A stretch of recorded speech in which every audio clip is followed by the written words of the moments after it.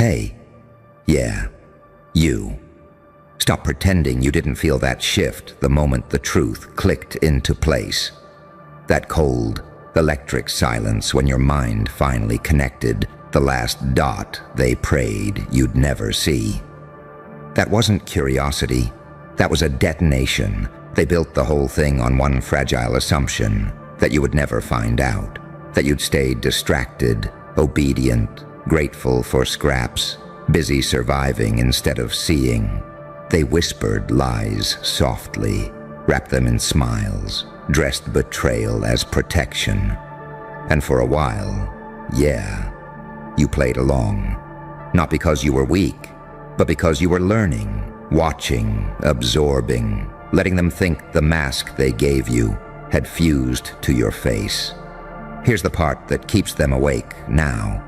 You didn't confront them. You didn't scream. You didn't expose them in a messy emotional explosion like they expected. No, you did one thing, one quiet, surgical move.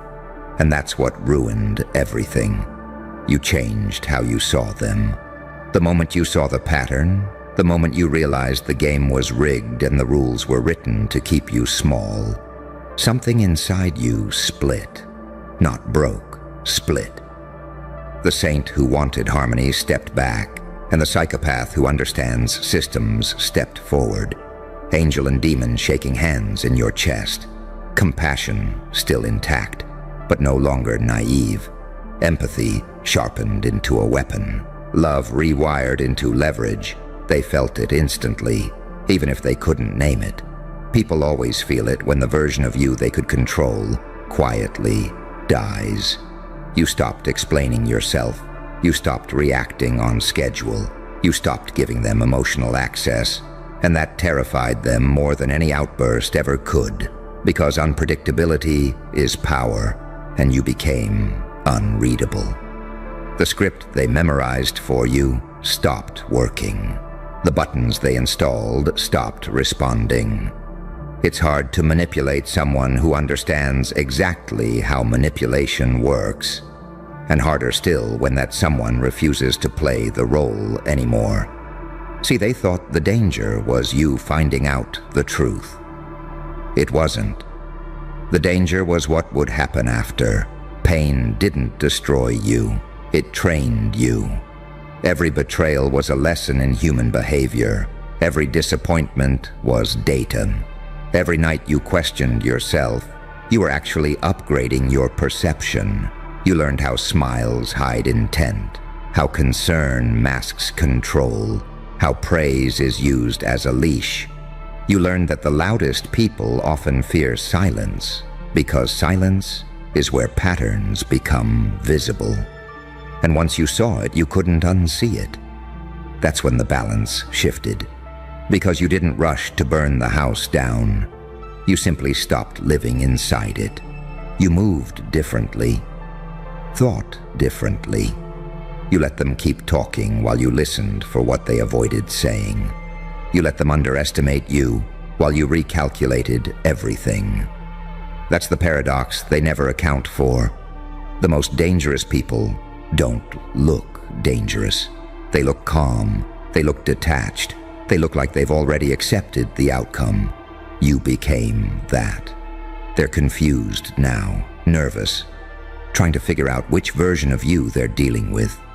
Are you still the one who doubts themselves, or the one who knows exactly what's going on and is choosing silence for a reason? They replay conversations, analyze your tone, search for signs. Because the moment you stopped needing their approval, you stopped being predictable. And predictability was the only thing keeping their world stable. This is where evolution happens. Not in rage, not in revenge fantasies, but in restraint, in precision, in knowing you could destroy the illusion and choosing instead to let it collapse under its own weight. That's real power. The kind that doesn't announce itself. The kind that makes people nervous for reasons they can't articulate. You're walking the line now, between light and dark, mercy and calculation. You still care, but you're no longer blind. You still feel, but you're no longer controlled by it. That's the upgrade they never planned for, because systems are designed to handle victims or villains, not someone who understands both sides and refuses to be either on command. They thought the secret was safe. They thought ignorance was permanent. They thought you'd never notice the cracks, but you did. And instead of panicking, you adapted. That one thing you did, the quiet shift, the internal rewrite, the moment you chose awareness over comfort, turned the entire board upside down. Now every move you make feels heavier to them. Every silence sounds louder. Every glance feels like you know more than you're saying. And maybe you do. This isn't about revenge. This is about transcendence. About becoming the version of yourself that can walk through deception without getting lost in it. About using pain as fuel, chaos as clarity, and uncertainty as a weapon. They don't fear what you know. They fear what you've become since learning it. Because once someone sees the truth and survives it, they're no longer controllable. And you didn't just survive. You evolved. They keep wondering when you changed. But that's the funny part. You didn't change all at once. You molted layer by layer, quietly. While they were busy watching the version of you they preferred, the real one was sharpening itself in the dark. You learned when to speak, and more importantly, when silence cuts deeper than words ever could. You learned that reaction is a gift, and you stopped giving gifts to people who only wanted leverage. That's when the fear really set in, because they realized something too late. You weren't just uncovering a truth about them. You were uncovering a truth about yourself, that you could endure the betrayal without collapsing, that you could stare straight at the ugliness and not flinch, that you could hold two opposing forces inside you, kindness and calculation, and decide which one to deploy without guilt. That balance, that's not madness, that's mastery. You started seeing the world like a chessboard instead of a battlefield. Everyone else was swinging blindly, fighting shadows, burning energy on noise. You were watching trajectories, timing, weak points, not to destroy, but to stay untouchable. There's a difference. Destruction is emotional. Immunity is surgical. They underestimated how much pain educated you. They thought suffering would make you desperate. Instead, it made you precise. They thought loss would soften you. Instead, it taught you detachment. They thought confusion would break you. Instead, it forced you to think deeper, to question everything, to stop accepting reality at face value. Pain didn't turn you bitter. It turned you lucid. And lucidity is terrifying to people who rely on confusion to maintain control. You see it now.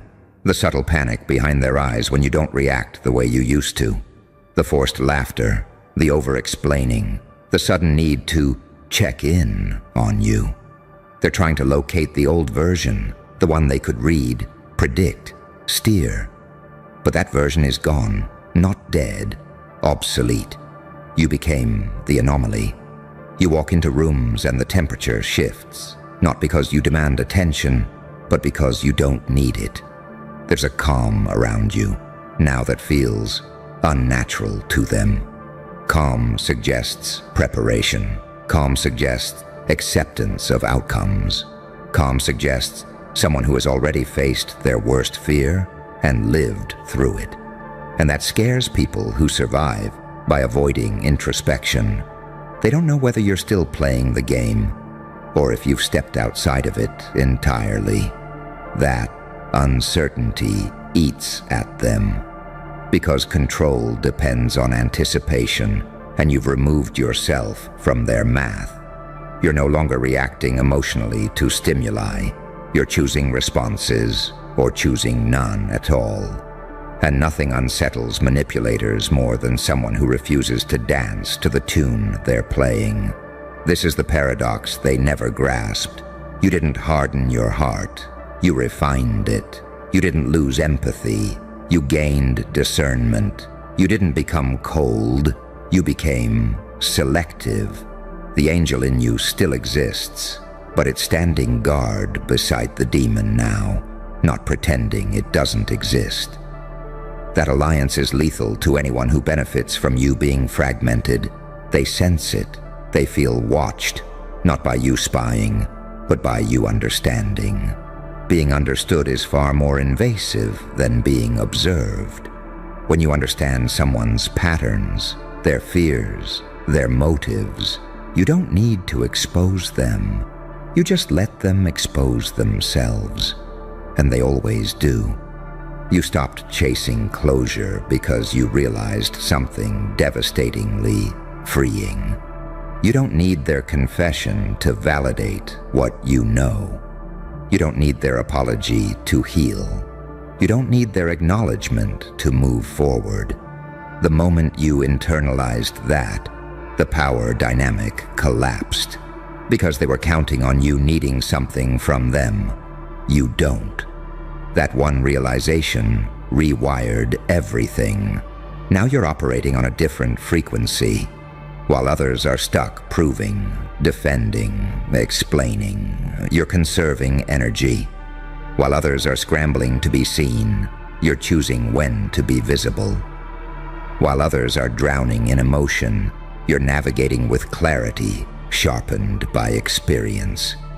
You're no longer afraid of the dark corners of your own mind, and that means no one else can threaten you with them. They can't scare you with abandonment.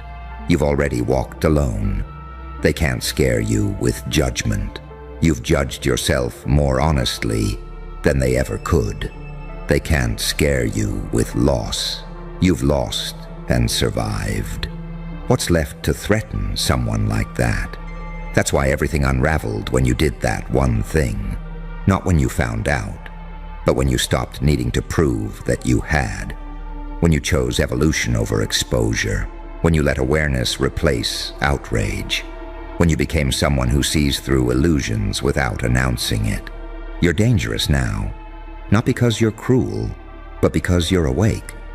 Awake people don't follow scripts. They don't respond predictably. They don't confuse noise with truth. And they don't hand over their power just because someone demands it loudly enough. This is the aftermath they never planned for. You're still here, calmer, sharper, watching the pieces fall exactly where they always would. And while they scramble to regain control, to rewrite the narrative, to figure out what you know and how much, you're already 10 steps ahead, carrying both your light and your dark like tools, not curses. They thought you'd never find out. They were wrong, and now they have to live in a world where you see clearly and choose your moves carefully. That's not revenge, that's evolution. And here's the part they don't admit out loud, the part that keeps replaying in their heads at 3 a.m.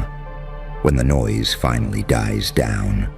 They didn't just lose control over you. They lost certainty. And certainty was the glue holding their entire illusion together. Because once someone like you sees through the veil and doesn't panic, the lie starts collapsing on its own. You don't have to expose it. You don't have to announce it. Lies rot fastest when they're no longer believed by the one they were meant to trap.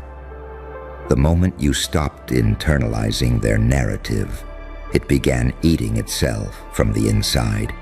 You can feel the difference in how you move now. There's a weight to your presence that wasn't there before. Not heaviness, density. Like gravity condensed into a human shape. You speak less, but when you do, it lands harder. You listen more, but not because you're uncertain, because you're measuring. Every word people choose tells you what they're afraid of. Every omission tells you what they're hiding. You don't chase clarity anymore. Clarity comes to you. They notice. Of course they notice. They notice how you no longer rush to fill silence, how you let pauses stretch just long enough for people to reveal themselves, how you don't flinch when tension rises, how discomfort doesn't scare you anymore. It informs you. They used to weaponize your empathy, your patience, your desire to understand. Now those same traits are armored, disciplined, aimed. That's the evolution pain gives you when it doesn't break you. You learn that most people aren't evil. They're predictable, and predictability is exploitable. They repeat patterns. They project intentions. They confess without realizing it, especially when they think you're still the old version of you. The one who doubted themselves. The one who needed reassurance. The one who explained too much. That version is gone. In its place is someone who understands timing. Someone who understands that power doesn't shout. It waits. Power lets people underestimate it. Power allows arrogance to make mistakes. Power doesn't rush to correct lies, because lies are heavier than truth. Given time, they collapse under their own contradictions. You're not reacting anymore. You're orchestrating. They feel it when you don't defend yourself against accusations that don't apply. When you don't clarify rumors that don't threaten you. When you don't rush to prove innocence to people whose opinion no longer governs your sense of self. That restraint drives them insane. Because guilt screams. Innocence waits. And someone who understands the game doesn't need to explain the rules. You stopped asking, why did they do this to me? And started asking, what did this teach me? That question alone separated you from the herd. It shifted you from victim to observer, from participant to architect. And once you see yourself as an architect, everything changes. You don't get emotionally hijacked by every disruption. You redesign around it. You adapt faster than the system can respond. They never prepared for that. They expected confrontation, tears, anger, collapse, some dramatic implosion they could manage, spin, dismiss. What they got instead was silence followed by precision, distance followed by clarity, a version of you that no longer bleeds on command, that no longer confuses intensity with intimacy, that no longer mistakes manipulation for love or control for protection. You stopped giving them emotional access, and emotional access was the last chain. Now they're stuck guessing. Are you still processing? Or have you already integrated everything and moved on? Are you planning something? Or are you simply untouchable now? They don't know. And that uncertainty gnaws at them. Because people who rely on control need predictability like oxygen. You took that away without lifting a finger. This is the duality they never wanted you to integrate. The saint who sees the good in people paired with the psychopath, who understands exactly how people exploit that goodness.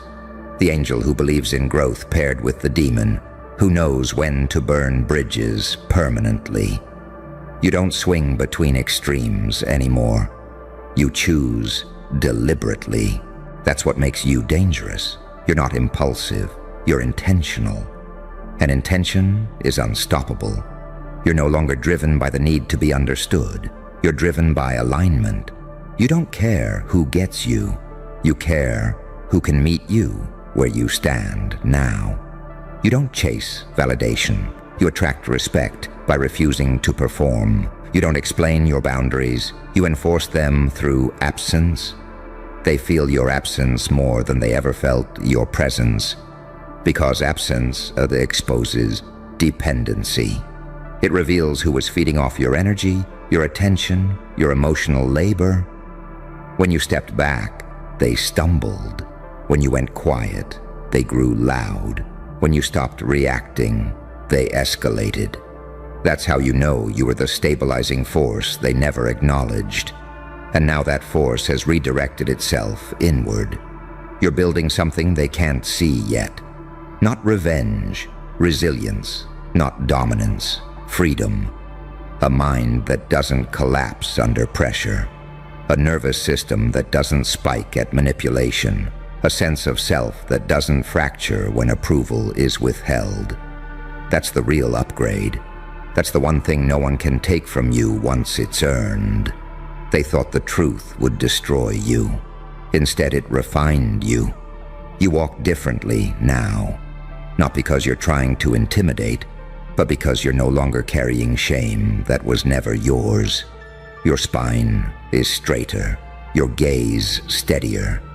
You're not pretending to be smaller to keep others comfortable. You're not dimming insight to avoid making people uneasy. If they're uncomfortable now, that's not your responsibility. It's their confrontation with a reality they hoped you'd never see. And you did see it. You saw the patterns. You saw the manipulation.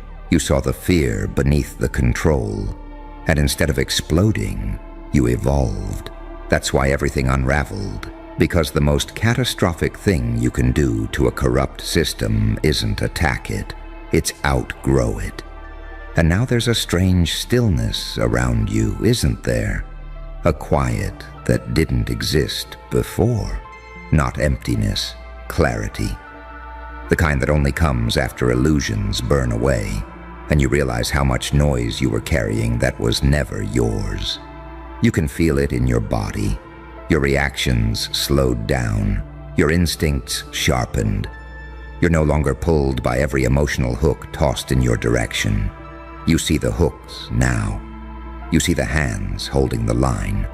That awareness changed how you breathe, how you wait, how you choose. They don't understand that the moment you stopped needing answers from them, you started answering yourself. And self-answered questions don't leave leverage behind. You stopped outsourcing your reality. You stopped letting other people define what was real, what was acceptable, what was possible for you. That's when your internal authority came online. An internal authority doesn't ask permission, it decides. You learned something brutal and liberating at the same time. Most people don't want truth. They want comfort. And when you become someone who values truth over comfort, you automatically become incompatible with systems built on denial. That's not arrogance, that's alignment. And alignment repels manipulation the way light repels shadow. They feel exposed now, not because you're attacking, but because you're no longer participating in the illusion. You're not validating their stories. You're not mirroring their delusions. You're not agreeing just to keep the peace. Peace that requires self-betrayal was never peace. It was sedation. You woke up from it. And waking up doesn't look dramatic at first. It looks quiet. It looks like withdrawal. It looks like someone who suddenly needs less explanation, less reassurance, less noise, less approval. That reduction is what scared them. Because everything they had over you depended on excess emotion, excess hope, excess doubt. You cut the excess. Now when people test you, you don't snap back. You let the test hang in the air. You let them sit with what they just revealed. You don't rush to correct misunderstandings. You let misunderstandings clarify who's paying attention and who's projecting. You don't fight for narratives anymore. You understand that truth doesn't need defenders. It needs time. Time is on your side now. You can feel it when conversations don't pull at you anymore. When manipulation slides off because you recognize the pattern before the emotion even activates. When guilt trips fail because you no longer confused responsibility with self-sacrifice. You didn't lose your heart. You armored it with wisdom. And wisdom doesn't apologize for existing. They're scrambling, Because they can't read you the way they used to. You've stopped leaking information. You've stopped telegraphing your intentions. You've stopped explaining your growth to people committed to misunderstanding it. That silence isn't passive, it's controlled. It's the silence of someone who knows that revealing less gives you more room to move. Strange, isn't it? How quiet it gets when you realize the cameras aren't pointed at your face anymore. They're pointed at your mind. That's where this really starts. You already feel it. That low static behind your thoughts.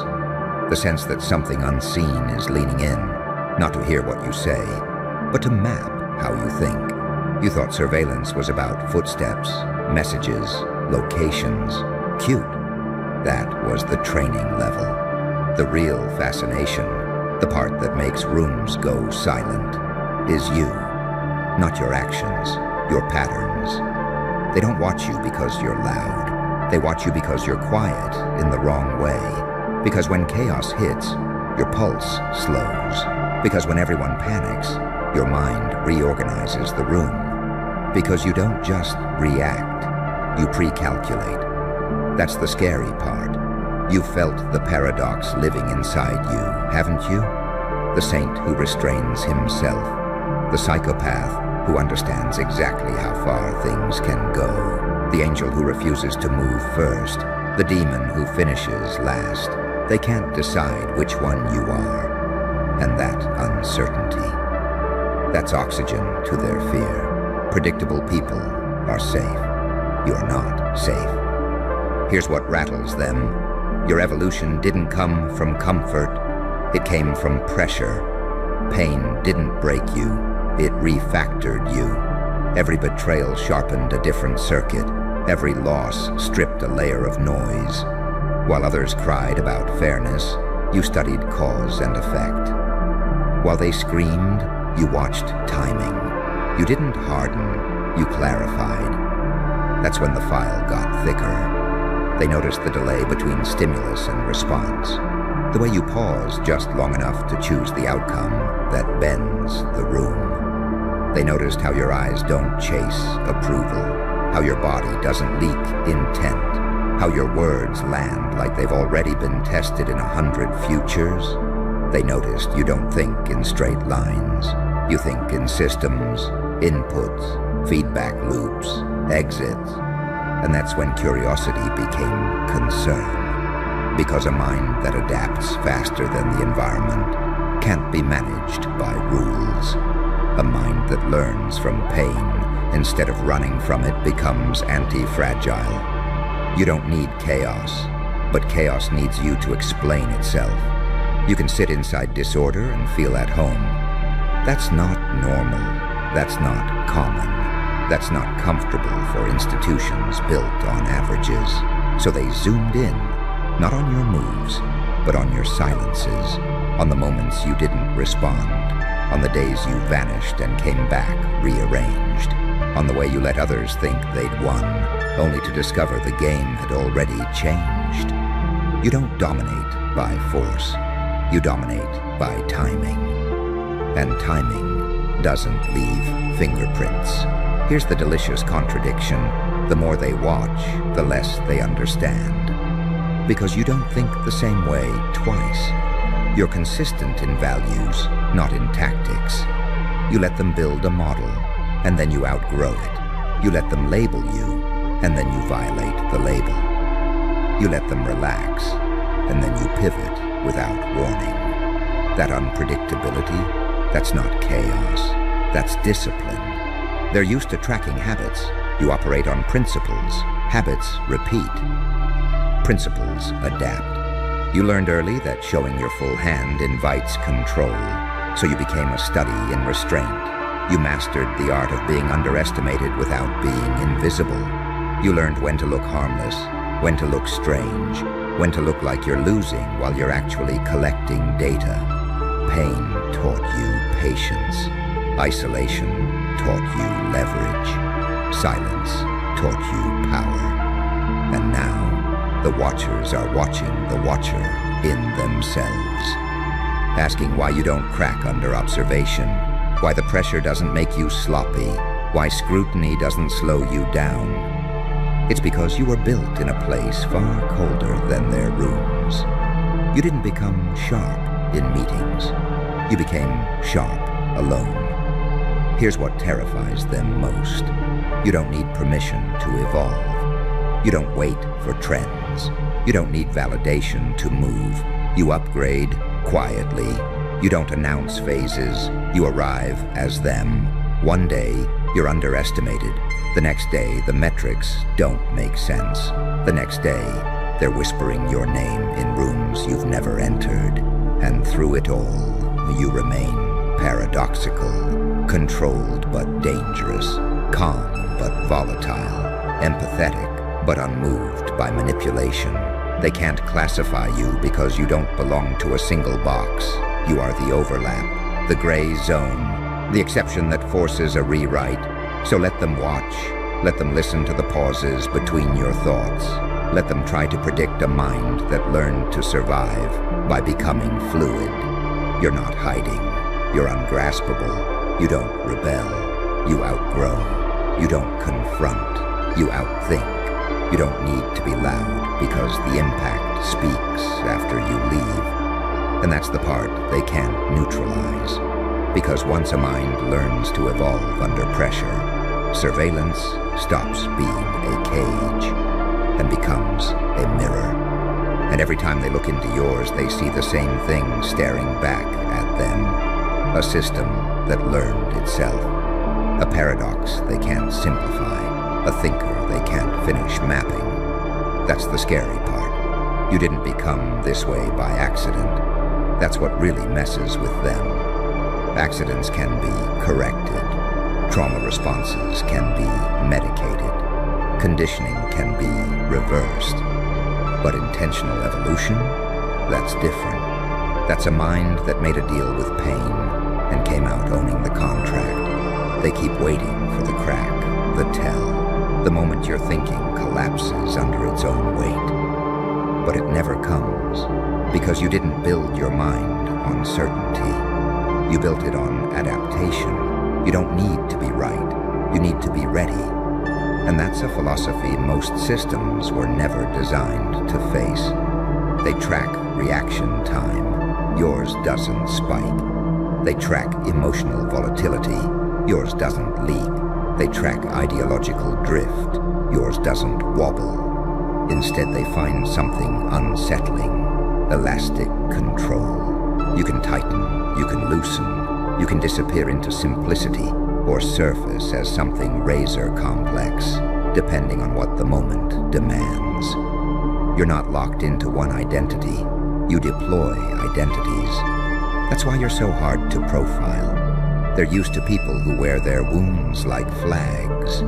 You buried yours in the foundation. You didn't scream about what happened to you. You used it.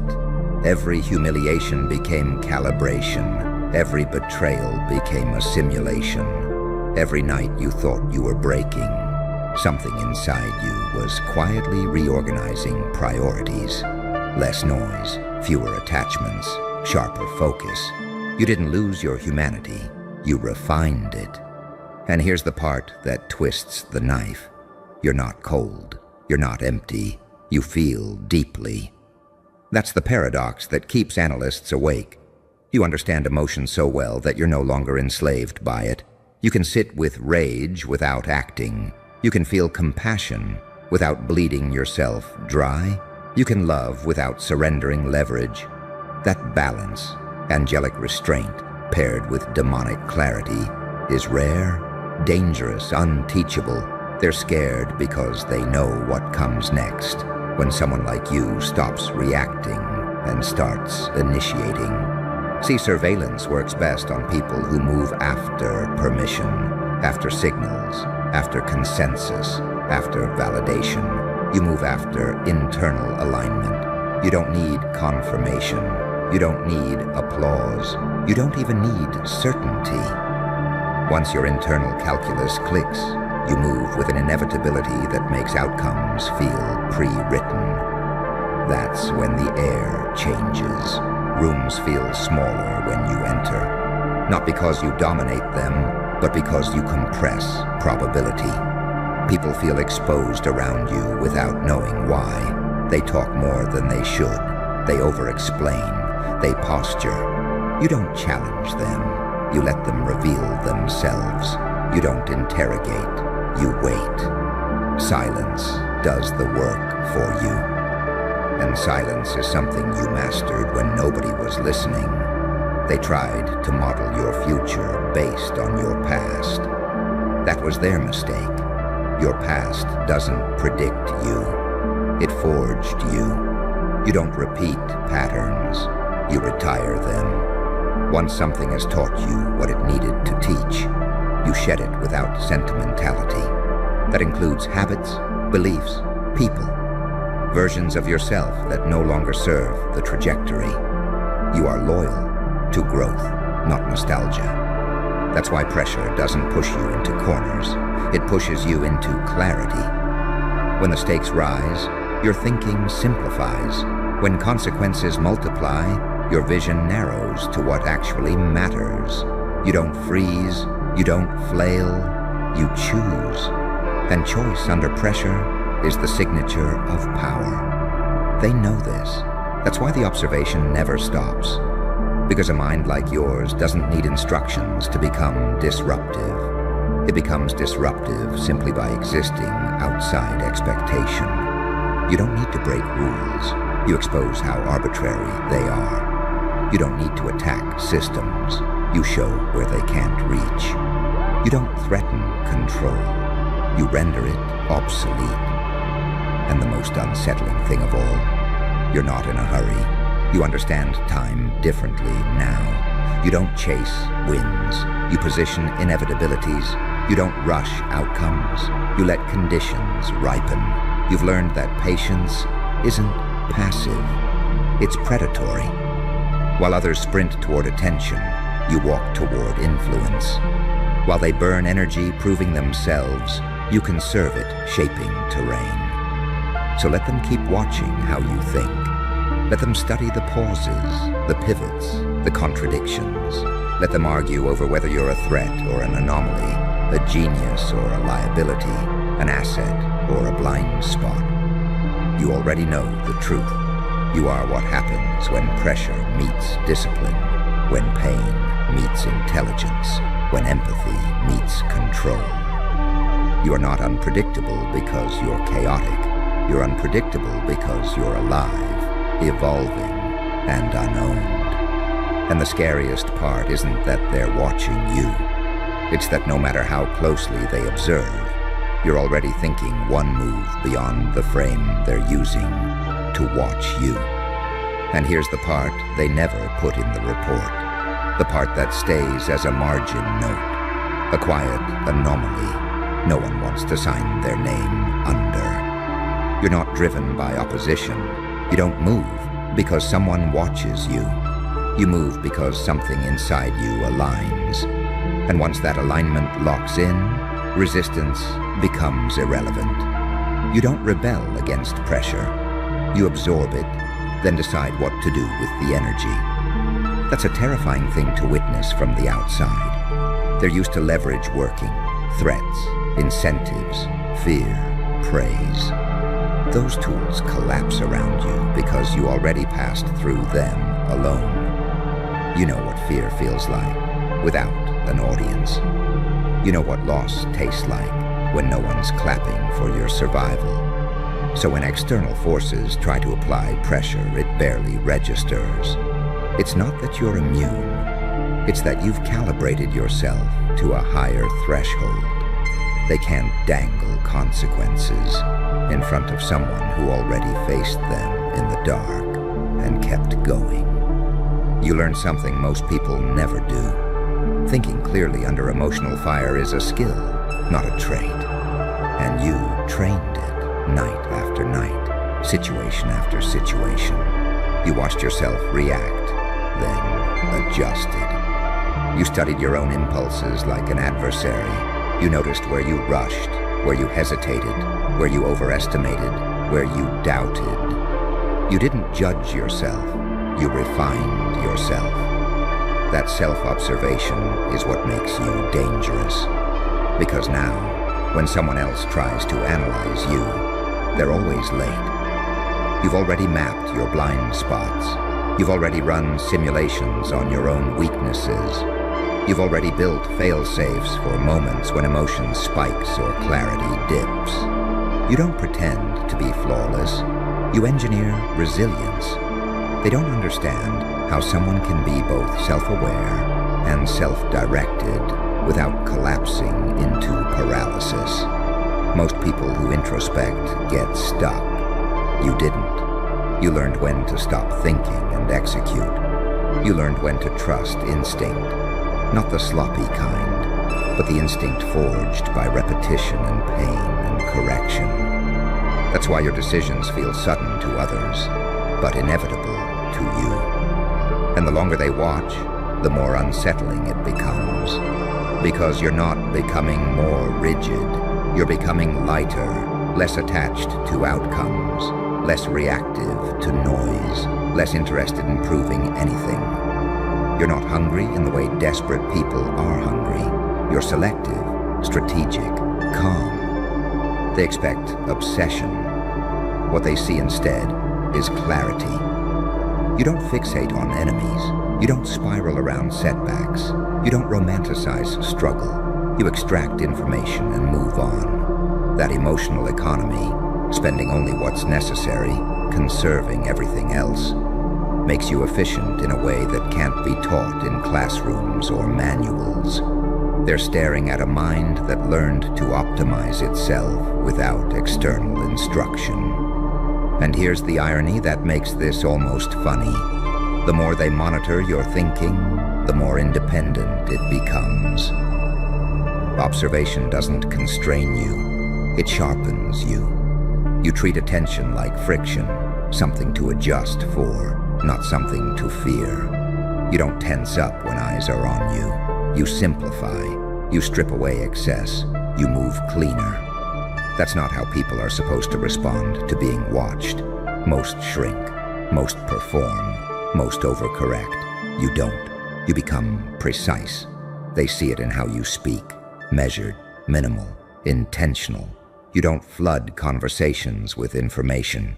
You don't fill silence to relieve tension. You let gaps exist. You let people sit with uncertainty. You know that clarity doesn't need volume. When you finally say something, it lands heavier because it's rare. That restraint unsettles them more than aggression ever could. Because aggression announces itself. Restraint hides capacity. You're not trying to win every interaction. You're not trying to dominate every space.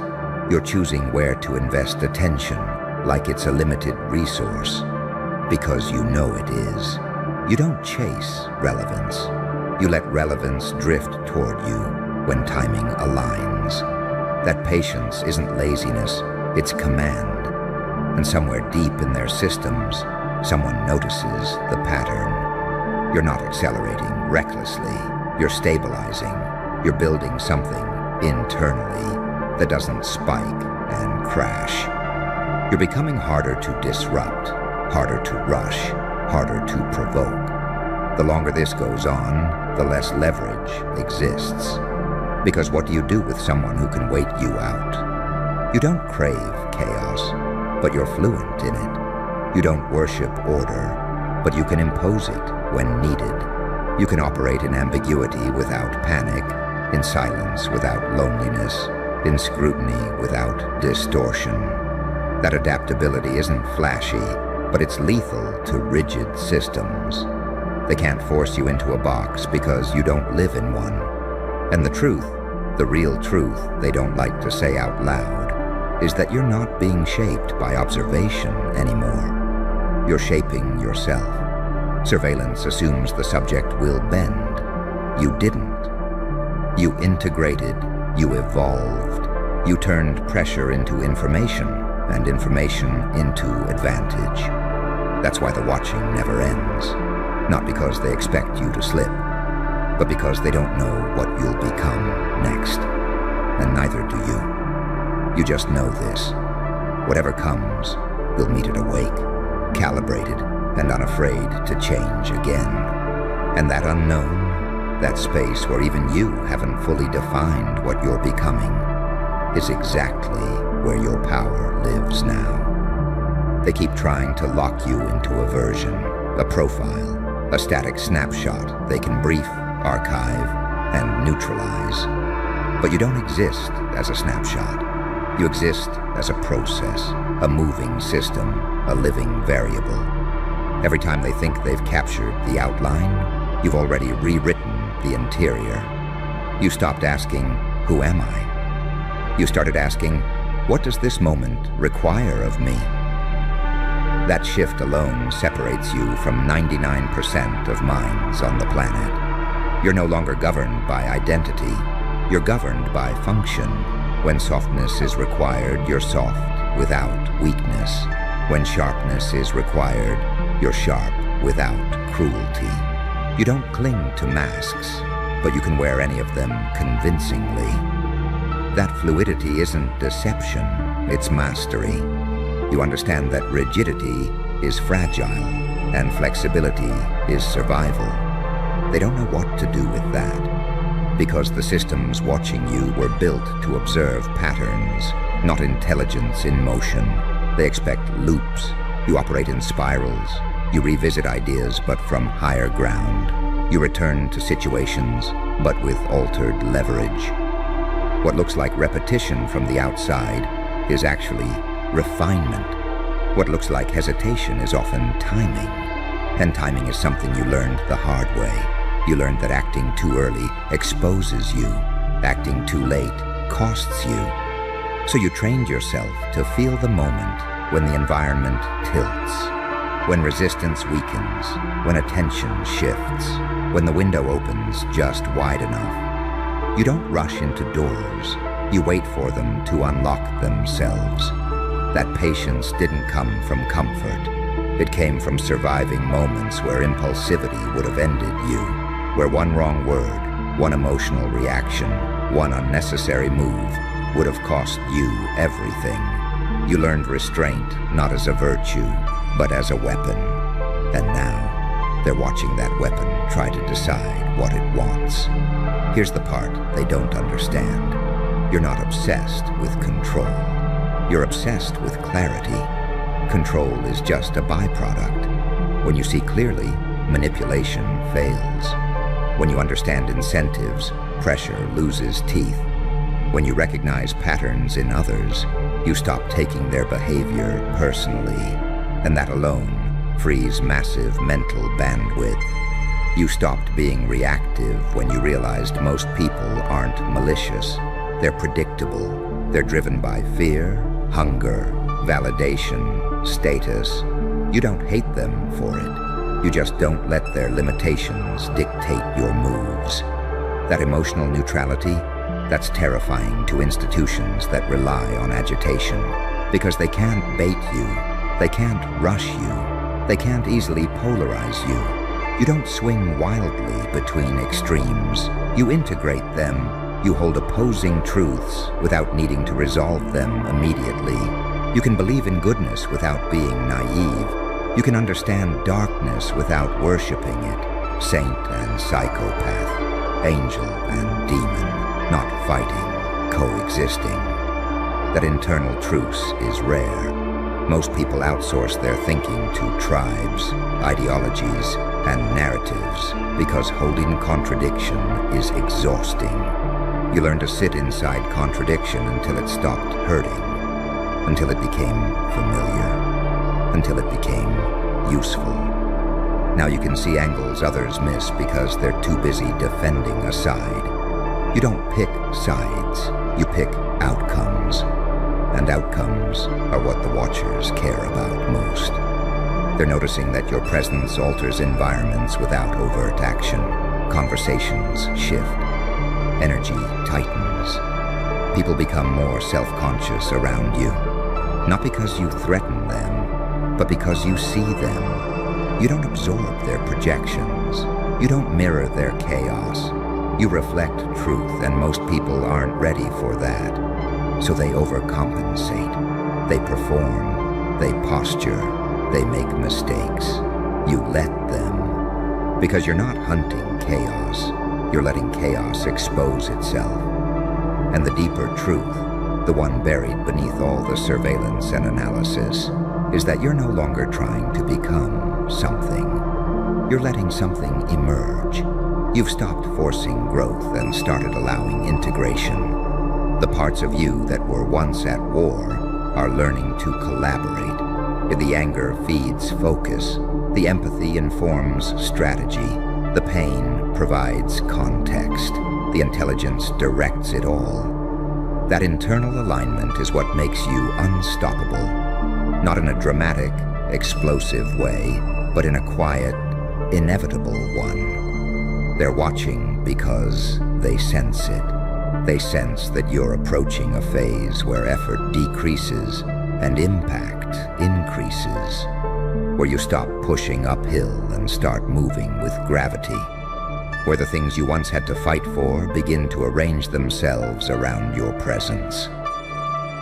That transition scares them more than aggression ever could, because aggression burns out.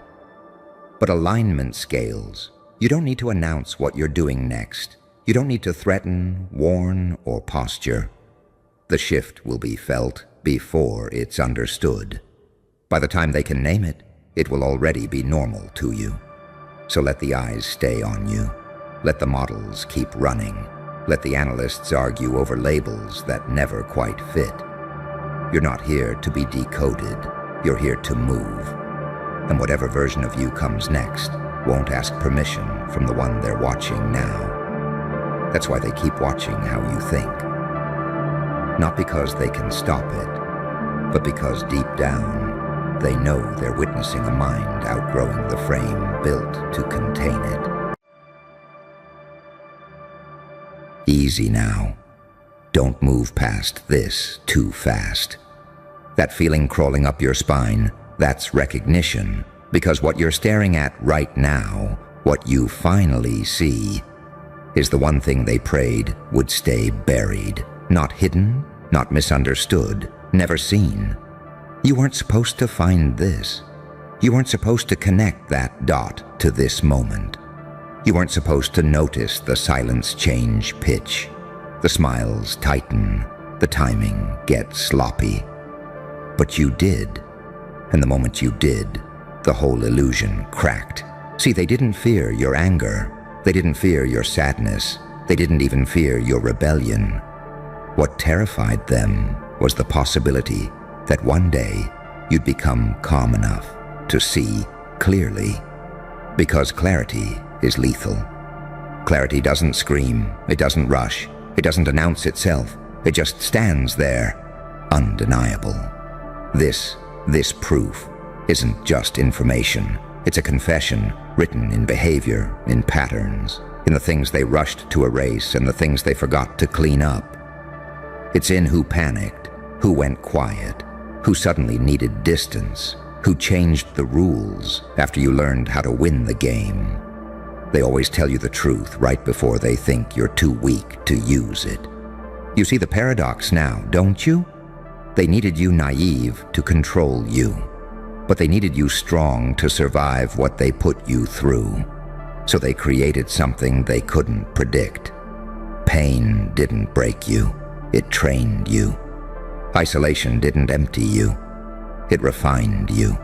Confusion didn't weaken you, it taught you how to read between realities. You became fluent in contradiction, saint when restraint was required, psychopath when mercy became a liability, angel when silence disarmed them, demon when precision was necessary. That's the version they never planned for. They thought proof would destroy you, that seeing the full picture would shatter whatever hope you had left. That once you realized how deliberate it all was, the timing, the manipulation, the quiet agreements made without you, you'd collapse under the weight of it. They were wrong, Because what they never understood is that you were forged in ambiguity. You lived in unanswered questions so long that certainty feels like oxygen. When the proof surfaced, it didn't hurt. It clicked. Like a final puzzle piece sliding into place. Not with chaos, but with relief. "Oh," your mind said, "so that's why." And that's the moment everything shifted. You stopped chasing explanations. You stopped needing validation. You stopped arguing with people who were already exposed by your silence. You didn't confront them. You didn't announce it. You didn't seek revenge. You did something far more unsettling. You adjusted your behavior. And that terrified them. Because unpredictable people aren't dangerous. Unpredictable people who understand the system are catastrophic. They can't read you anymore. They can't anticipate your moves. They can't tell if you're disengaged or setting a trap. And the proof? The proof isn't just what you found. The proof is how they changed after you found it. The sudden defensiveness, the over-explanations no one asked for, the moral speeches from people who used to mock your boundaries, the urgency to reframe the past now that you're no longer confused by it. That's not coincidence. That's containment. They're trying to put the genie back in the bottle, hoping you'll doubt your own perception, hoping you'll soften it. Water it down, call it a misunderstanding so they can breathe again. But you're past that phase. You've crossed into the dangerous calm, the state where you no longer need to be believed because you know. And knowing rewires you. It slows your pulse, sharpens your intuition, turns patience into a weapon. This is where evolution happens. Not in rage, not in grief, but in quiet recalibration. You don't burn bridges anymore. You let people walk across them and note who set them on fire from the other side. You don't announce exits. You simply stop being accessible to those who mistook access for entitlement. You don't seek justice. You become inconvenient to lie to. And that's why this proof matters. Not because it exposes them, but because it finalizes you. They prayed you'd never see it, because once you do, you stop being moldable. You stop being reactive. You stop being emotionally exploitable. You become something colder, smarter, freer, not heartless, selective, not cruel, precise, not broken, irreversible. This is the version that walks forward without looking back, not because the past doesn't matter, but because it already served its purpose. You weren't meant to stay blind. You were meant to see, and then outgrow the room where the lie was told. And here's the part they still don't understand. Seeing the truth didn't make you bitter. It made you dangerously honest with yourself. You stopped romanticizing the past. You stopped editing memories to protect people who never protected you. You stopped asking, "Why me?" and started asking, "What did this build in me?" That question alone separates survivors from architects. Because once you ask that, pain stops being a wound and becomes a blueprint. They thought the proof would make you collapse into rage or drown in grief. They thought you'd spiral, lash out, self-destruct.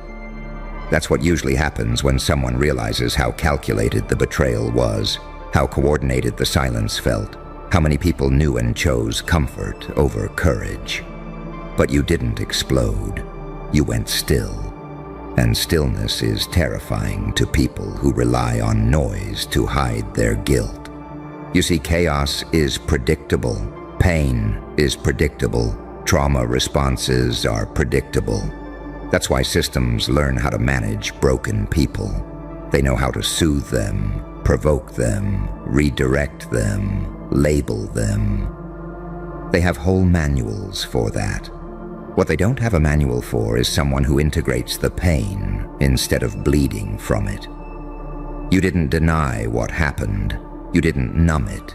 You didn't rewrite it into a victim fantasy. You metabolized it. And now your presence carries something unfamiliar, something they can't name but can feel. Conversations change when you enter the room. People hesitate. They overthink their words.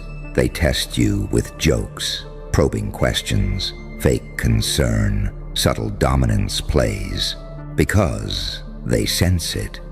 You're no longer operating from need. Need is what made you manageable. Hope made you pliable. Trust made you accessible. But now you operate from choice. You choose when to speak. You choose what to reveal. You choose who gets access to your mind, your time, your energy. And that choice terrifies anyone who benefited from your openness before. The proof didn't just show you what they did. It showed you who you were when it happened and who you are now. Back then, you looked for consistency in people. Now you look for alignment. Back then, you gave the benefit of the doubt. Now you watch patterns repeat and call that the answer. Back then, you tried to be understood. Now you understand, and let others misunderstand you if that's safer. That's not coldness. That's evolution. This is the phase where duality becomes your edge. You can be warm and unreachable in the same breath. You can be kind without being compliant. You can be silent without being passive. You can sit across from someone who once had power over you and feel nothing. No urge to explain, no hunger for acknowledgement, no desire to expose them publicly. Because exposure isn't power, detachment is. They prayed you'd never see the proof, because once you do, you stop arguing with reality. And people who stop arguing with reality become immune to gaslighting, manipulation, and fear-based control. You're not angry anymore, not in the way they expect. Your anger matured. It learned restraint. It learned timing. It learned when to stay holstered and when to make eye contact without blinking. That's the kind of anger that doesn't shout. It waits. And waiting doesn't mean plotting revenge. It means letting consequences find their own path while you keep moving forward, cleaner, sharper, lighter. They're still living inside the lie, still maintaining it, still remembering who they have to be around you. You're not. And that asymmetry changes everything. You're no longer trying to win. You're no longer trying to be right. You're no longer trying to fix what never wanted to be honest. You're becoming ungovernable by the old rules. This is the phase where people from your past start resurfacing, not boldly, but indirectly. Liking things, asking neutral questions, testing the waters, fishing for reassurance that you're still the same person they once knew how to handle. You're not, and you don't need to announce that either. Your energy does it for you. The proof closed a chapter, but it didn't make you cynical. It made you strategic. You no longer assume malice everywhere, but you also don't assume innocence. You observe, you listen, you let people reveal themselves at their own pace. And when they do, you believe them the first time. That's the final upgrade they never accounted for. Not rage, not revenge, not exposure, clarity. And clarity is irreversible. Once you've seen what you've seen, you can never be folded back into the smaller version of yourself that made them comfortable. You've outgrown the narrative, the role, the expectations they quietly assigned to you. You didn't just survive the truth, you integrated it. And now, you walk forward carrying something rare. A calm that can't be shaken, a mind that can't be misled, and a presence that no longer asks for permission to exist. They prayed you'd never see it, not because it would destroy you, but because it would finish forging you. And here's the part nobody warned them about. Once you see it, you don't just know, you recalibrate. Your nervous system rewires itself around truth. Your instincts sharpen. Your tolerance for nonsense evaporates. You stop mistaking familiarity for safety and history for loyalty. You realize how many people weren't walking with you. They were feeding off the version of you that hadn't woken up yet. That realization doesn't make you paranoid. It makes you selective. You no longer rush to explain yourself because explanations are for people who genuinely want to understand. You no longer overgive to prove your worth because worth doesn't beg to be acknowledged. You no longer chase closure because clarity already gave it to you. The proof did something subtle but devastating to the old power dynamics. It removed your emotional dependency on outcomes. And once outcomes lose their grip on you, fear has nowhere to land. They used to rely on your hope that things would change. They relied on your patience. They relied on your empathy outpacing your boundaries. They relied on you doubting yourself. That was the leverage. Now there's nothing to pull on. You don't flinch when silence appears. You don't rush to fix tension that isn't yours. You don't scramble when people withdraw affection as a tactic because you recognize it. You've seen this movie before, and now you know how it ends. You understand that some people don't want resolution. They want control through confusion. They want you second-guessing your memory, your intuition, your interpretation of events. They want you stuck replaying moments while they move forward untouched. But the proof shattered that loop. You stopped replaying. You started integrating, and integration is the moment trauma loses its authority over your future. You didn't become harder. You became denser, less porous, less absorbent to other people's chaos. You stopped carrying emotions that weren't yours. You stopped internalizing disrespect and disguised as misunderstanding. You learned the most dangerous lesson of all. Some people don't change because they don't need to. They already got what they wanted from you. That knowledge doesn't turn you bitter. It turns you precise. You can still love. You can still care. You can still be generous. But now it's intentional. You love with awareness. You care with discernment. You give with conditions rooted in self-respect. And that version of you, that version is impossible to exploit. They feel it when they speak to you. The dynamic is different. Their old tactics slide off. Their jokes don't land the same. Their guilt trips fall flat. Their attempts to reframe history feel clumsy and desperate. Because you're not engaging from the same altitude anymore. You're looking down at the pattern from above. And patterns don't lie. You see how the timing always benefited them. You see how accountability was always delayed, redirected, or minimized. You see how your pain was inconvenient, but never urgent to them. That's the proof. Not a document, not a message, not a confession. Behavior over time. That's what they prayed you'd never piece together. Because once you do, you stop negotiating with people who only understand leverage. You stop explaining boundaries to those who enjoy crossing them. You stop mistaking endurance for strength. And something else happens. Something quiet, but profound. Your standards rise, not just for others, but for yourself. You start asking harder questions. Why did I tolerate that? Why did I minimize myself there? Why did I stay silent when my intuition was screaming? And instead of shaming yourself, you answer honestly. Because shame keeps you small. Understanding sets you free. You forgive the version of you who didn't know what you know now. You recognize that survival required compromise at the time.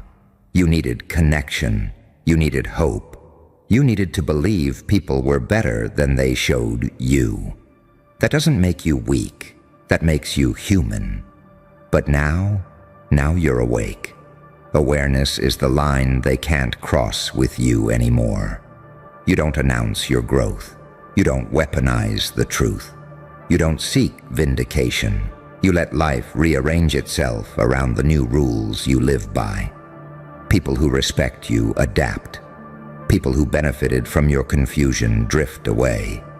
People who thrived on your silence get exposed by your absence, and you don't chase any of them, because you're building something quieter, sturdier, irreversible. A life where access is earned, a mind that cannot be gaslit, a heart that remains open without being naive. That's the final paradox. You didn't lose your softness, you learned where to place it. They prayed you'd never see the proof, because seeing it didn't just reveal them. It freed you, and freedom doesn't make noise. It moves on, and once you're free, something unsettling happens for everyone who ever counted on your blindness. You stop reacting, not because you don't feel, but because you finally understand what feeling is useful for and what was only ever used against you. You realize how often your emotions were mined like a resource, how empathy made you predictable, how loyalty made you patient past reason, how silence was interpreted not as dignity, but as permission. That's when the internal switch flips. You no longer ask yourself, how do I fix this? You ask, why am I even here?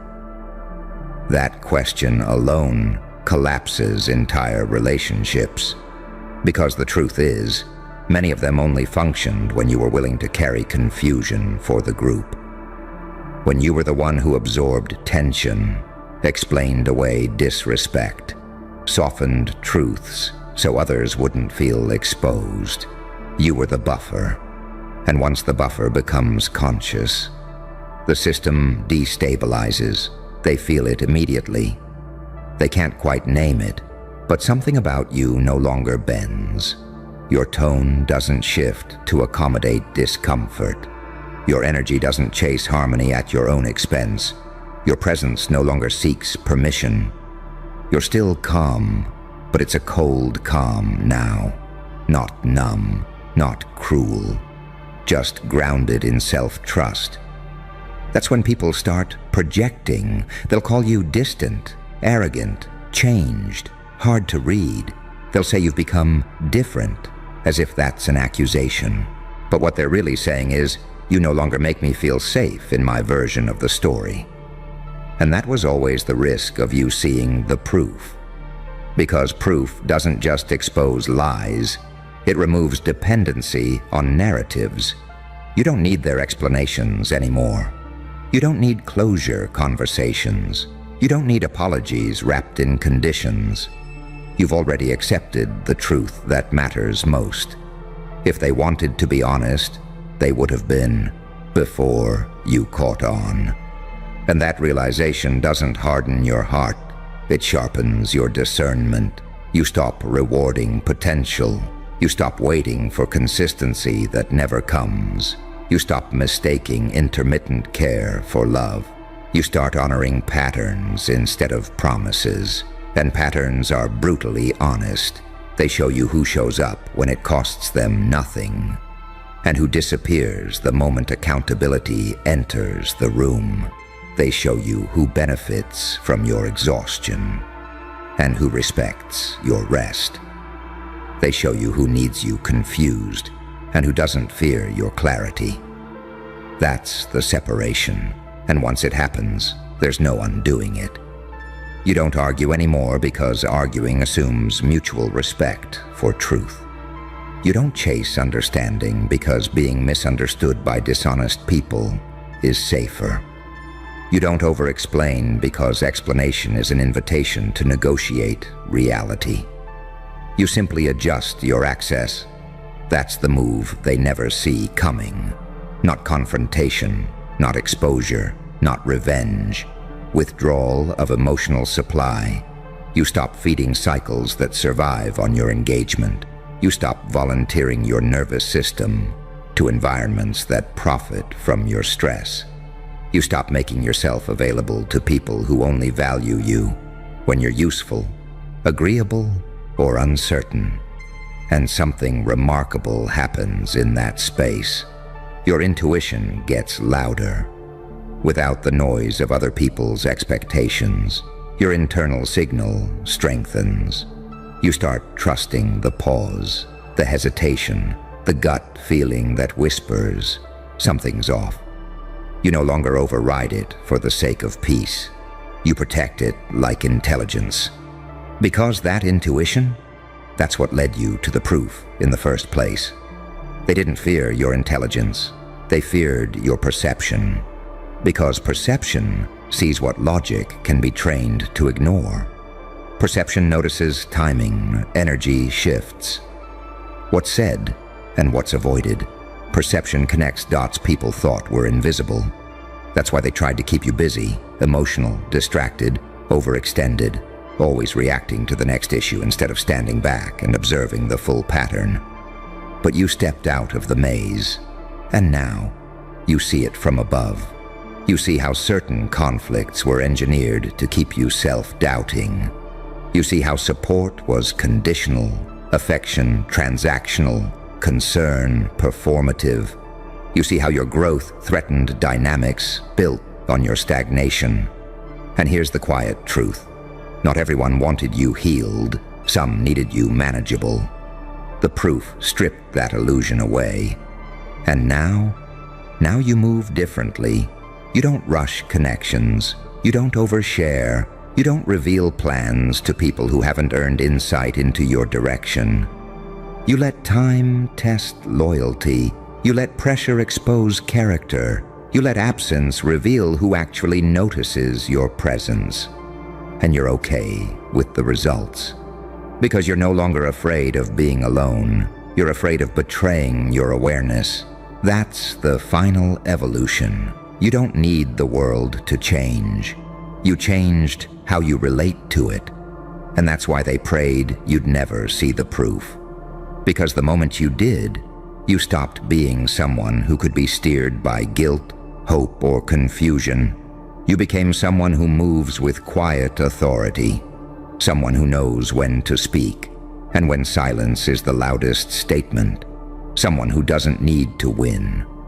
Because you already walked out of the game. And once you do that, they can never touch you the same way again. Easy now. Don't shift your weight. You feel that pressure in the air? That's not fear. That's attention. Someone leaned in a little too close, trying to understand what shouldn't be understandable. They didn't come at you loud. They didn't challenge you openly. They didn't risk their own hands getting dirty. No, they hired a professional, a person whose job is to end questions, not create them, a person trained to reduce lives to patterns, routines, weaknesses, receipts, a person who believes everyone collapses under enough observation. They hired a PI to end you, and he came back with questions. That's when the room went quiet. Because you weren't supposed to do that. You weren't supposed to bend the narrative. You weren't supposed to stay unreadable under pressure. You weren't supposed to exist as a contradiction. But you do.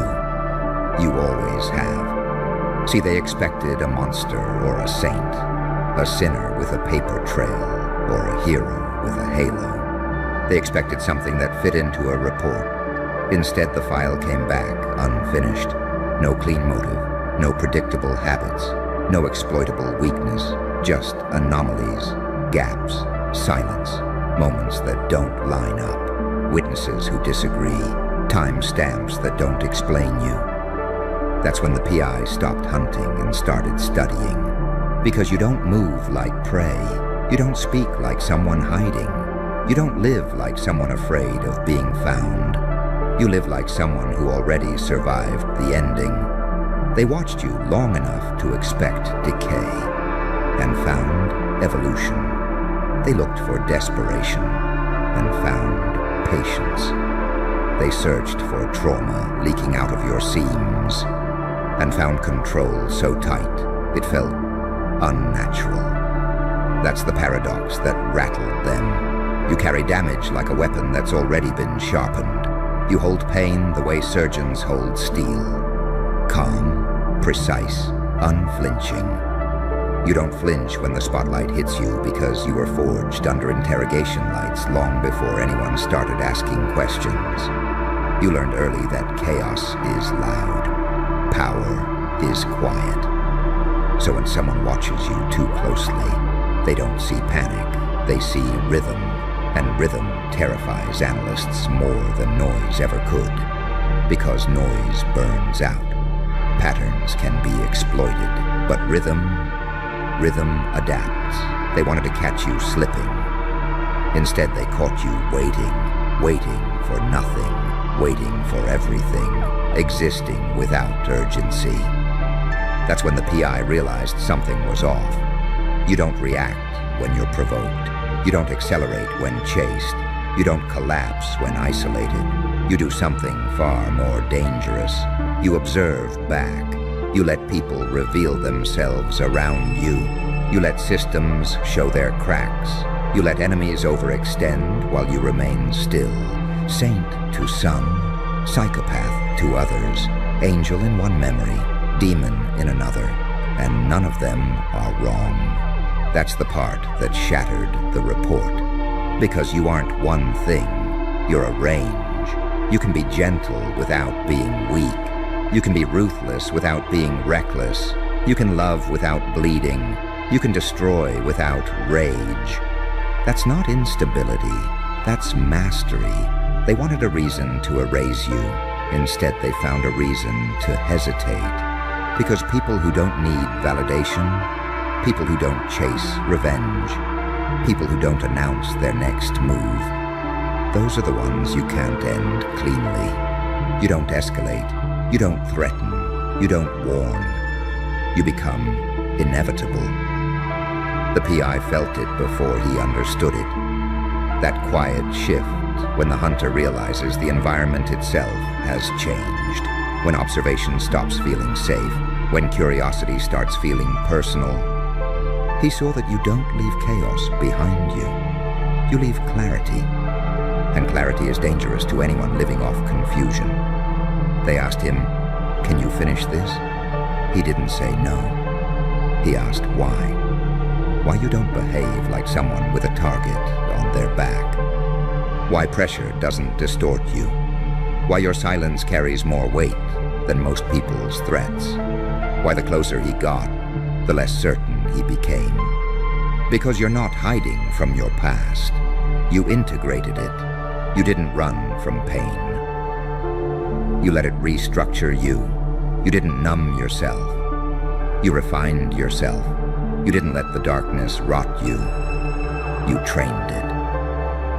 That's why attempts to end you always turn into investigations. That's why surveillance turns into fascination.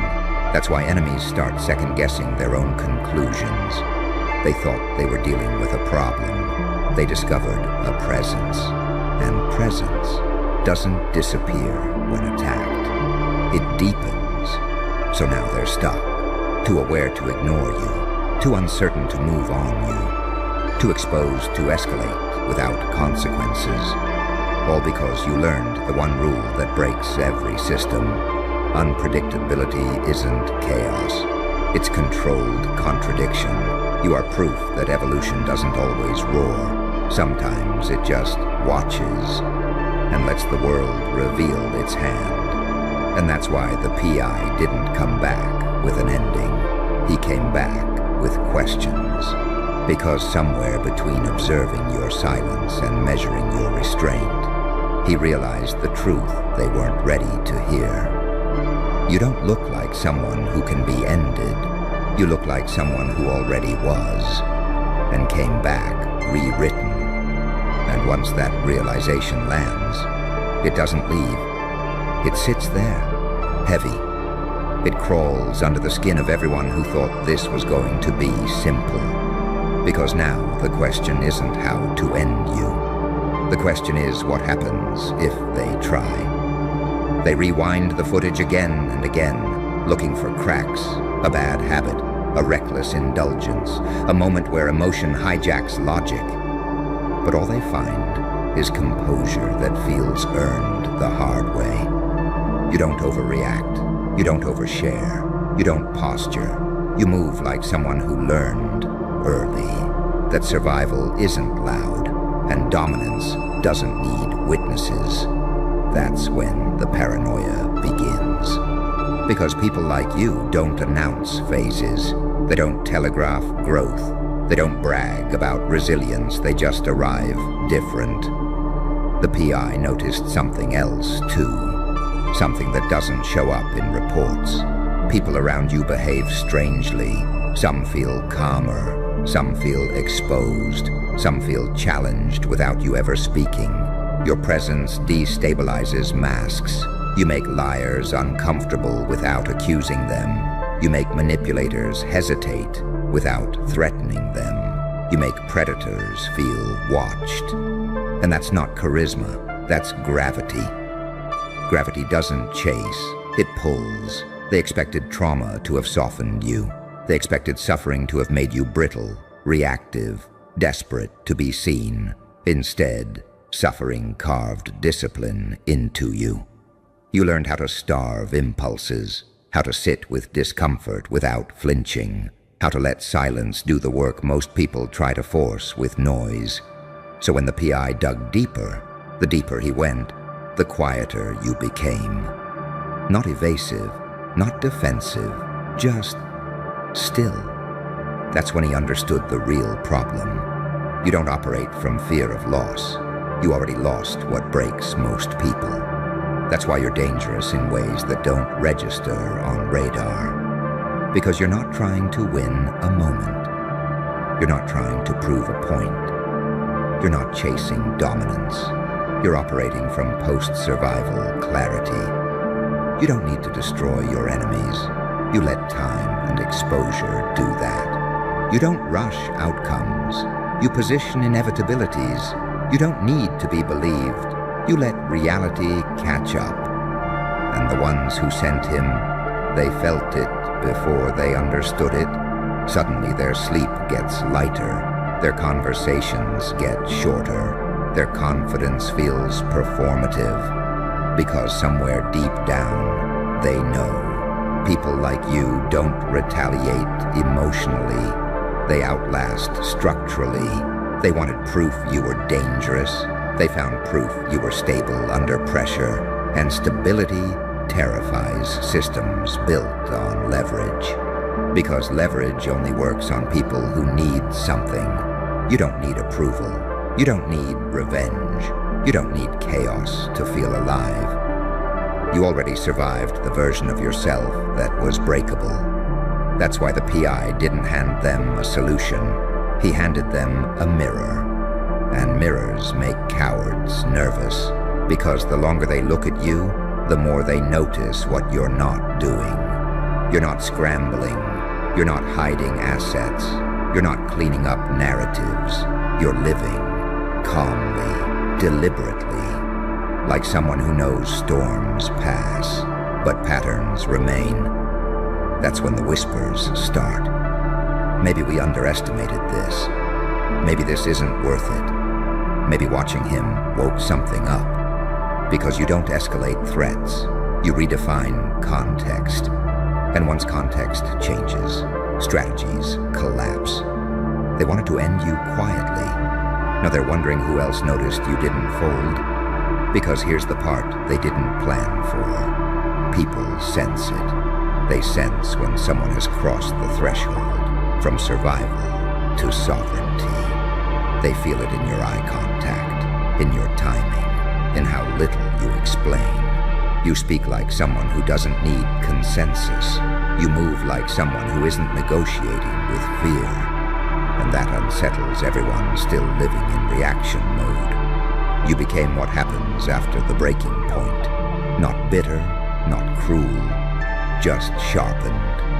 And now, the file stays open, not because they're still hunting you, but because no one wants to be the one who closes it and gets proven wrong later. So let them wonder. Let them reread the notes. Let them question their instincts. Let them argue behind closed doors about whether you're a threat or a warning. You don't need to clarify, because the truth already landed where it matters. They sent someone to end you, and he came back knowing something they still can't say out loud. You're not a loose end, you're a turning point. And turning points don't announce themselves. They don't crash in with fireworks or sirens. They settle in quietly and change the math of everything around them. That's what keeps gnawing at them, because you didn't panic when you realized someone was watching. You didn't harden your face or tighten your circle or start performing strength. You stayed you. That's what broke their expectations. Most people behave when observed. They self-edit, they shrink, they overcompensate. You didn't. Your days kept their rhythm. Your silence kept its weight. Your restraint stayed surgical. And restraint, real restraint, is terrifying because it signals choice. It means you could react and decided not to. It means you could strike and didn't need to. It means whatever you're doing now is intentional. That's when the PI noticed something subtle but fatal to their plan. You don't live like someone avoiding consequences. You live like someone who already paid the price. Your nervous system doesn't spike at pressure. Your voice doesn't crack under implication. Your decisions don't wobble when stakes are raised. That only happens when pain has already taught you its full lesson. You learned early that fear burns energy. Control preserves it, so you conserve. You let other people exhaust themselves guessing. You let enemies overplay their hands. You let time reveal who's sloppy. And while they're scrambling to define you, you're redefining the field. They thought the PI would bring back leverage. Instead, he brought back uncertainty. And uncertainty poisons confidence faster than any threat ever could. Because now every move they consider has a shadow attached to it. What if he's aware already? What if this triggers something we can't contain? What if this isn't the beginning, but the midpoint?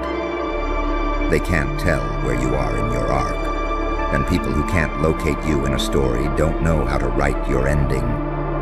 That's the power you earned through pain, not dominance, not intimidation, narrative control.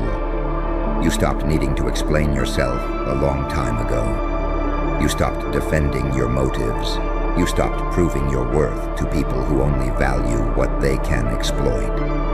So when the PI tried to map you, he hit a wall. Not a defensive wall, a completed one. Your past didn't leak into your present the way it should have. Your scars weren't running the show. Your anger wasn't steering the wheel. You weren't driven, you were directing. And that's when the hunt inverted. Because hunters depend on movement driven by fear. You don't move like that. You move like someone who already knows where this goes. You don't rush closure. You don't chase vindication. You don't burn bridges out of spite. You let people disqualify themselves. You let systems expose their own rot. You let pressure separate allies from opportunists. That's why every attempt to corner you keeps turning into an audit of them. They start reviewing their own moves, their own histories, their own liabilities, because suddenly the question isn't whether you're dangerous. It's whether they've already misplayed something irreversible. And that silence you carry. That calm that never quite breaks. It's not emptiness, it's integration. You fused the angel as the demon into something functional. You didn't choose light or dark. You mastered both. You can be merciful without being naive. You can be ruthless without being unstable. You understand that kindness is a strategy. And so is distance. You learned when to speak. You learned when to vanish. You learned when letting someone underestimate you is the sharpest blade available. That's why the Piamai didn't finish the job. Because there was nothing to finish. You weren't unraveling. You weren't hiding. You weren't decaying. You were complete. And completeness terrifies people who rely on fracture. So now the whispers aren't about ending you. They're about containment, about watching without provoking, about monitoring without interfering, about hoping you never decide to move in a way that forces them to respond. Because deep down, they felt it too. You don't seek revenge, you seek alignment. And when something isn't aligned with you, you don't attack it. You let it collapse under its own contradictions. That's the evolution they didn't account for. You became someone whose power doesn't spike, it persists. Someone whose presence doesn't shout, it lingers. Someone who doesn't need enemies to know your name. Because the ones who matter already feel it. They hired a PI to end you. What they got back was worse. They got confirmation that you're not running from your past, not afraid of your shadow, not desperate for control. You are what happens when a human being survives the fire and decides to live deliberately afterward. And now every eye on you isn't watching for weakness anymore. They're watching for intent. Because if you ever choose to move, not out of rage, not out of fear, not out of ego, but out of clarity, there won't be a report long enough to explain what happens next. And that's the part they can't quantify. Intent doesn't show up on surveillance. Clarity doesn't leave fingerprints. Purpose doesn't ping alarms until it's already too late. So they keep circling the same question in different language, hoping it will change its answer. What does he want? And the silence that follows that question is what terrifies them most. Because you're not broadcasting desire, you're not leaking hunger, you're not chasing validation or revenge or recognition, you're not reactive, you're resolved. And resolved people don't need to hurry. They start noticing how rarely you explain yourself, how little you correct misconceptions, how you let people be wrong about you, comfortably, confidently wrong. That's not apathy, that's leverage. Because when people don't know where you stand, they reveal where they do. They fill the silence with assumptions. They project motives onto you that belong to them. They confess without realizing it. And you listen. You always listen. That's another thing the PI clocked too late. You're not passive, you're collecting data. You watch who panics when you're quiet, who overreacts when you don't respond, who escalates when you remain calm. Those reactions tell you everything you need to know. You learned a long time ago that truth doesn't respond well to interrogation, but it spills freely in the presence of stillness. So you became still, not frozen, not numb, centered. That's why pressure slides off you instead of cutting in. That's why threats lose oxygen around you. That's why people trying to intimidate you end up exposing themselves. They don't know how to handle someone who isn't bargaining. Because you're not asking for peace. You're not begging for safety. You're not pleading to be left alone. You're choosing your posture. And choice is the one thing systems can't override. They're used to leverage working, used to fear being universal, used to pressure creating compliance. You broke that equation. Pain already visited you, loss already tested you, isolation already stripped you. And you're still standing, not hardened into cruelty, not softened into submission, balanced. That's the word no one wants to say out loud. Balanced people don't swing wildly. They don't tip easily. They don't collapse under asymmetrical force. They adapt. So when the PI went back through your timeline, something else stood out. You don't repeat mistakes. You refine responses. Where others spiral, you recalibrate. Where others seek relief, you seek understanding. Where others lash out, you withdraw just enough to see clearly. You're not impulsive anymore. You're selective, and selectivity reads as danger to people who survive on volume. Because volume is how weak power hides. You don't need noise. You don't need chaos. You don't need spectacle. You don't need to prove you can destroy something. You proved you could endure. That's why the attempt to end you backfired. Because ending someone only works when they're still afraid of losing. You already lost what mattered and discovered yourself on the other side. That's when the narrative flipped completely. Now they're not asking, how do we stop him? They're asking, what wakes him up? What would make you act? What would make you step forward instead of staying centered? What line exists, if any, that shouldn't be crossed? And the absence of that answer keeps them awake. Because people like you don't act from impulse. They act from alignment. And alignment is quiet until it's absolute. You don't announce thresholds. You don't threaten consequences. You don't posture morality. You simply know. And when you know, you move once, decisively. They hired a POI to end you thinking you were unfinished business. What they learned is that you're already complete. And completeness doesn't rush. It waits. It observes. It lets fragile systems overextend, overreach, overexpose. And when those systems finally collapse under their own weight, you won't celebrate. You won't gloat. You won't even look surprised, because you saw it coming the moment they mistook your silence for weakness.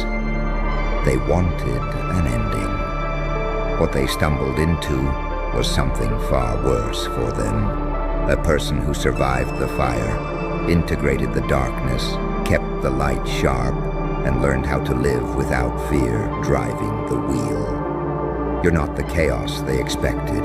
You're the calm that comes after chaos, when only truth remains standing. And now they don't ask how to end you anymore. They ask each other one question in private, in lowered voices, with doors locked and phones face down. Let's say we don't touch him again. What happens if he touches us?